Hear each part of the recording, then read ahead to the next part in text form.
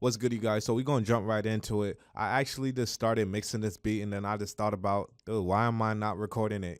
Anyways, long story short, we have two EQs up. As you can see, I cut out some low end in the 808. You always want to cut out that like 40 hertz and under, because it's like those are not even being played on speakers. Like you can't even hear that shit. So you're thinking, oh, you don't need to cut it since you can't hear it, but it's building up frequency. But let me just backtrack and show you guys what I did before, because like I said, I was in the middle of this before I was starting the video, and I did some, technical shit too. So with this 808, it actually had a kick on it. And you want to watch out for that. Like if you're using 808s and kicks, watch out for your 808s and really listen out to see if it has a kick already on it. I know that sounds very basic, but just in case that, went over your head or you didn't really pay attention, it wouldn't have been a problem if the kick was on the 808 in the sample already, but it starts to become a problem when you have, shifts, like different pitches, because then your kick has to switch to a different pitch with the 808, and sometimes that doesn't sound right. So you will use this, and let me just I was about to say let me copy and paste, but luckily I remember what percentage it was at, and it was at 19%. So at first it was like this. If you listen closely, you can hear the kick, and if you look, you can hear the kick. I mean, you can see the kick. So you also want to think about, a lot of people be telling you to mix with your ears instead of your eyes. You want to get out of that concept, honestly. You want to really be doing both, especially if you're in a home studio environment, not really having any acoustics at all, or even having some acoustics. You still want to use your eyes so that, you'll be able to translate everything well. A lot of you is trying to play it by ear. And the thing is, if your ears is not trained to that point where you can hear like dB differences and all that stuff and EQ and frequencies, then you're just making it harder on yourself. I'm gonna show you guys what I mean. So I'm gonna play it. Let me just take off this kick real quick. All right, so I just solo it. So now you can like just hear it. I did a little. Kick is still in there.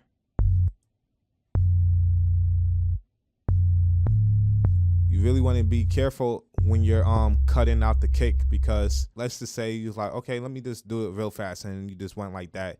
Then it has clipping now. Listen to the beginning texture.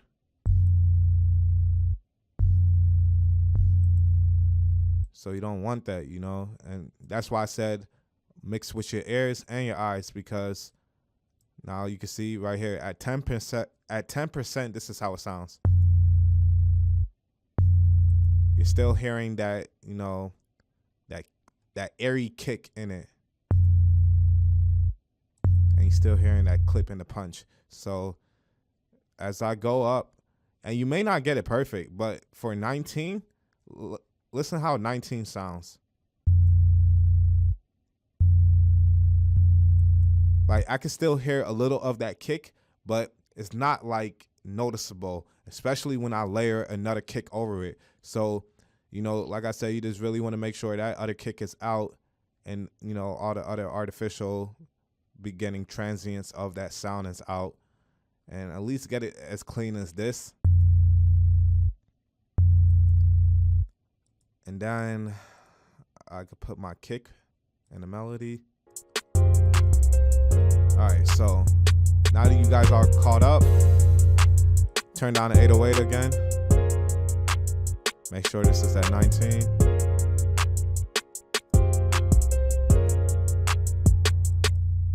All right, so when you're picking out a kick, you want to make sure it is really not in the same frequency as your 808.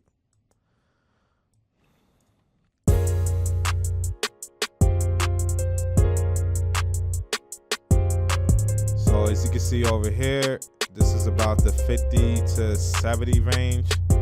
Look at the kick. It's about 50 to 70 range. So you want to get a kick that's probably in a higher range so that it won't clash.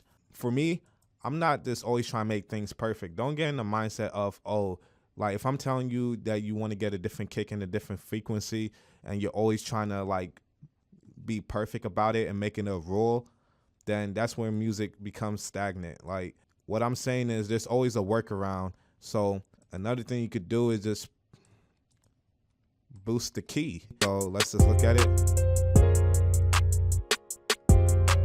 Like, let's say you went all the way to C6. Look where it hits now. That's in the sub range. Let's go to C4.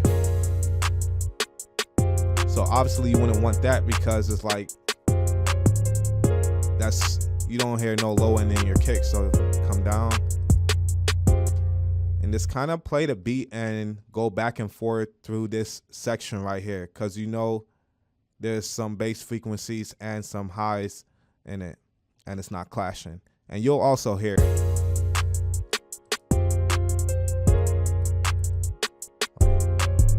Hear the lows.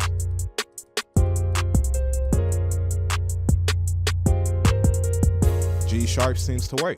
Boom. Now you just want to level it. So usually I would like the kick to be the loudest thing. So let's just bring this down.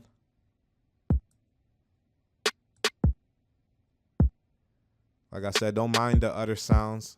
I ain't really paid too much attention to how I was putting my rhythm.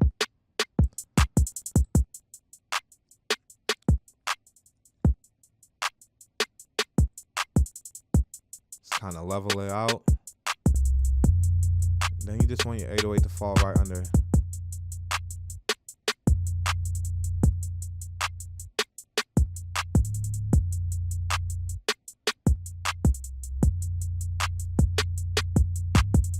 It's like finding a pocket for it. And that's why I said you could also look with your eyes, because, you know, if your ears is not that good to understand what I mean by finding the pocket, look, if you have it all the way like this, you could easily see, like, this is super loud. If you couldn't hear it, like, just in case, like, you still couldn't really perceive that the 808 is louder, because that's just really the problem. It's just about how we perceiving it and what we're not focusing on that really distracts us from actually getting the quality that we want. So you could just gauge it by dB and then use your ears.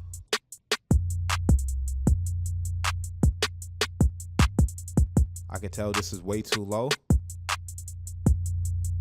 because the hi-hat is hidden. That falls right underneath. And then your melody should fall underneath the bass.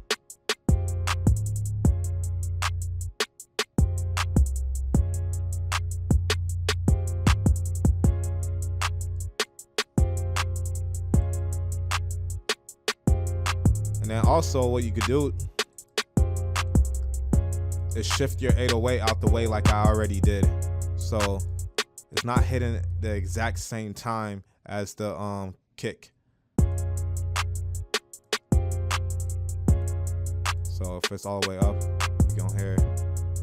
You can hear the 808 coming in late.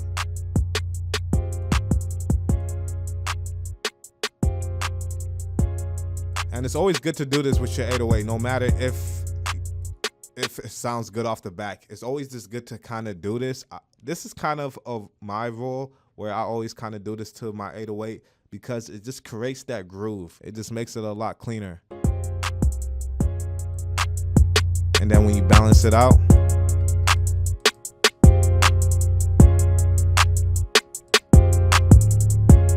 like, these drums does not go with it.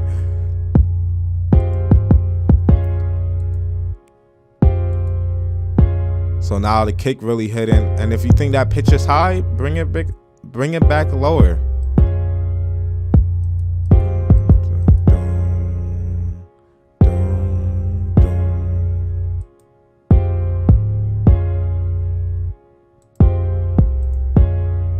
And also cut out some of the highs in your 808. You may not remember, this is just ghost frequencies that's building up if you look closely. Like, there's still some purple right here, so that made a big difference. Like, really listen to how, like, the 808, like, is no longer that bassy and overpowering.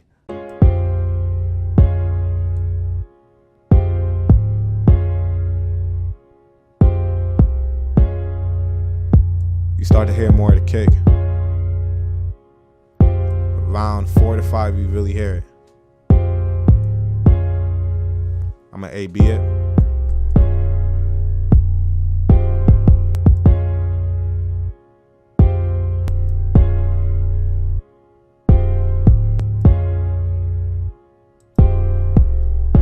And also what I didn't notice too, and it may be coming from this UAD plugin, you could hear there was like some airy texture in the 808. So now it just even made it sound even more cleaner. It took that out. Now your kick hidden, your melody's hidden because you're making space. Let's look at the piano. Look. Got low end right there. If you clean up this, your drums, your 808 and kicks is just gonna shine more. Now don't cut out too much of the piano.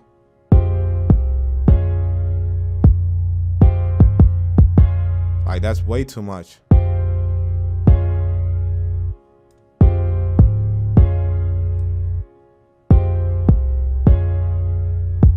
So about right here, right in the middle between 2 and 3, or exactly on 2. But then again, that's why I said, you know, go back to mixing with your ears and your eyes, because this also helps you train your ears. Little did you know that when you're like using your eyes, you're seeing like each frequency, you're like training your ear on each number, like 181 hertz to 183, while everybody else is just training their ears subconsciously from big shifts, like from 107, how that sounds comparing to 212. That's cool and all. But if you get more into the like different like little increments, that's where the magic is at. Like I said, that's very technical, but remember, this shit is common sense, bro. If you can hear between the lines, it's just gonna come out even cleaner, bro. And you'll see that there's like an actual like frequency that sounds really good, you know? So I said 2 to 3, so let's look to the top left corner. Does the 180 range sound good, or the 170? And just go like that.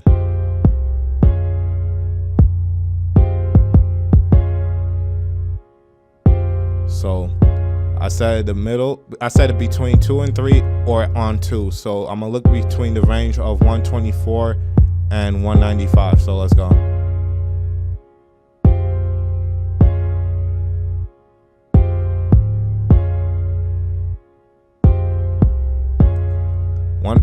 Around 154 it just hits. And actually I wasn't even listening to the piano low end. I was just hearing how clearer the 808 and the kick was becoming. So, you know, it's about what you focus on too. Cause I'm not sure if you could have really heard that low end from before. So you just wanted to like put your focus on something else as far as clarity of 808 and the kick shining. So if you A-B it,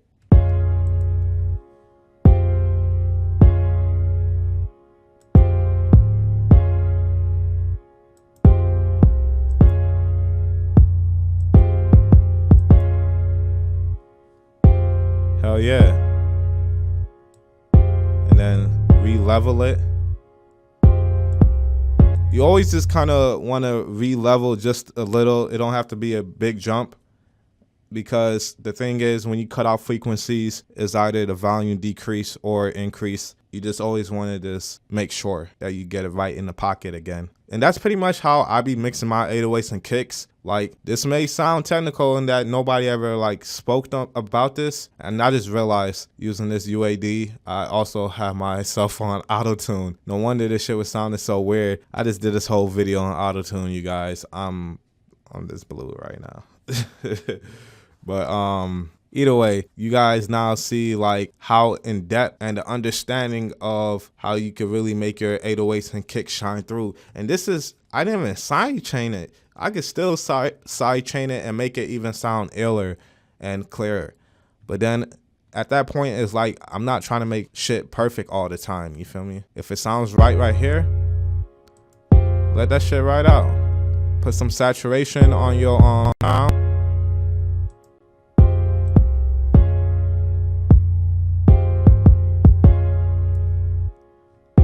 Hear what the saturation did to the piano. It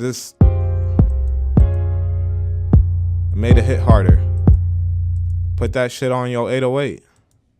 Saturation is like the secret ass plugin that just really adds back that warmth and tonality and cohesive sound to your beats.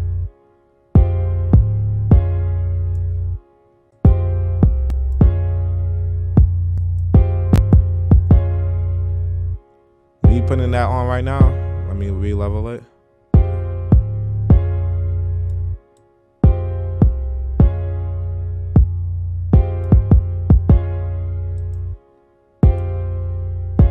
We're gonna put on the kick.